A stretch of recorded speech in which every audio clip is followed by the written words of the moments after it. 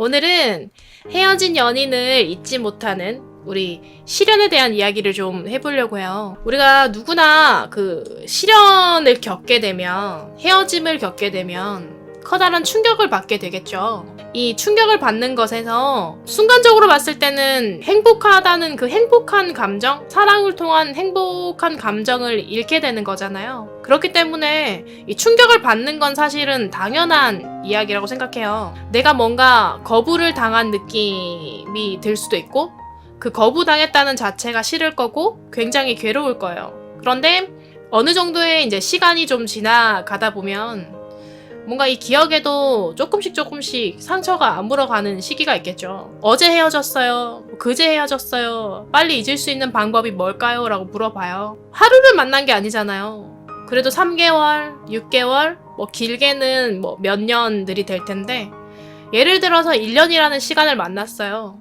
그렇다면 봄, 여름, 가을, 겨울 4계절의 추억이 있는데 그 계절이 지날 때마다 우리는 그 여러 가지 생각들을 다시 하게 되겠죠. 그래서 그만큼의 시간이 지나고 봄에는 이랬었구나, 여름엔 이랬었구나 한번 생각해 보기도 하고 조금씩 점차 아무는 시간들이 필요할 것 같아요. 그런데 문제는 괴로웠던 이 감정들이 하루 이틀이 아니라 몇 년이 지속되거나 뭔가 이제 이 헤어진 그 사랑했던 사람을 잊지 못한다면 뭔가 문제가 생길 수는 있겠죠. 새로운 내가 일상생활로 돌아가야 되는데 그 일상생활이 흔들릴 수도 있고, 또 새로운 연애를 해야 되는데 사람 만나는 것에 있어서 두려움 때문에 적극적으로 나서지 못하거나, 또 상처를 입게 되면서 이 자존심을 회복하지 못하는 경우들도 있어요. 지나간 연애에 대해서 그 옛사랑에 대한 계속적으로 반복되어 있는 그 악순환에 빠져 있는 거예요. 한편으론 요즘은 그런 일도 많잖아요. 내가 나에게 헤어지자고 얘기를 했던 그 상대방한테 이 마음을 포기를 하지 못해서 스토커 행위를 하거나 범죄의 경우로 넘어가는 이런 무서운 경우들도 생기고 있어서 이 헤어짐이라는 것 또한 문제점이 요즘은 참 많은, 연애만큼이나 그 후에 헤어진 상황에서도 문제가 참 많이 있거든요, 요즘은. 그래서 이 뭔가에 집착한다라고 볼 수도 있는데, 예를 들어서 그 사람에 대한 집착도 있고요.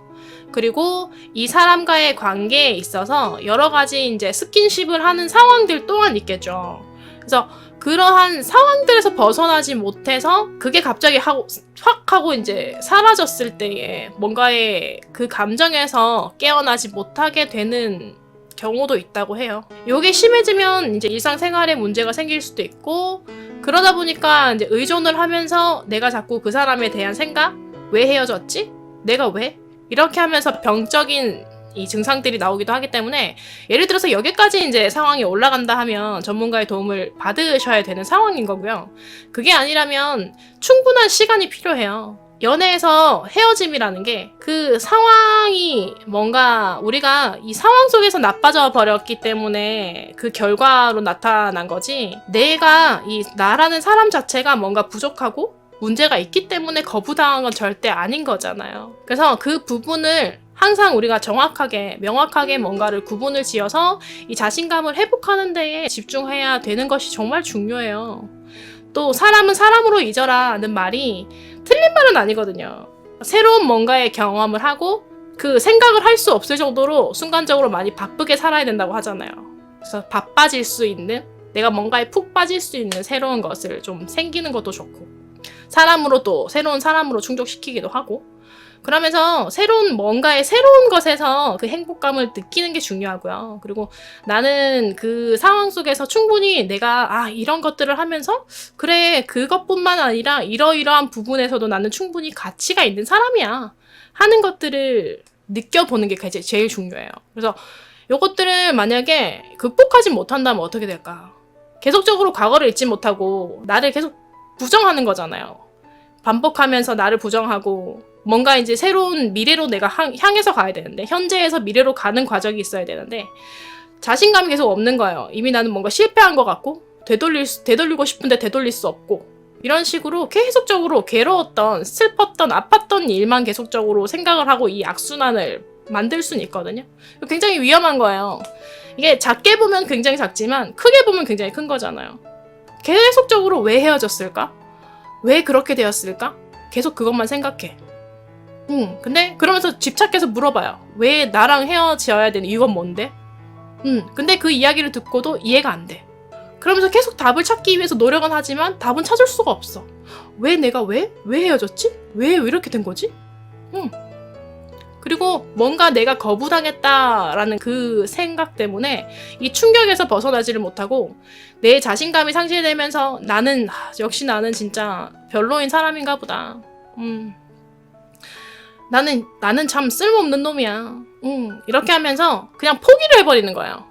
내가 조금 더 나아지고 다음 뭔가 연애를 할 때, 내가 좀 더 다른 사람을 만났을 때 나는 더 멋진 사람이 되어서 더 멋진 연애를 할 거고 더 좋은 사랑을 할 거고 헤어지지 않을 거고 이러한 뭔가의 포부가 생겨야 되는데 그러지를 못하는 거예요.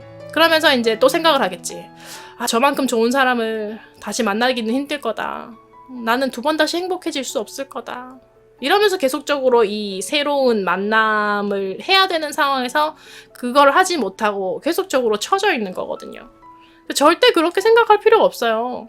아까도 말했지만 그 상황이 나빠졌기 때문에 그 여러 가지 상황에서 나빠진 결과지 절대 자신이 나라는 사람을 거부한 건 아니라고 생각을 해야 돼요.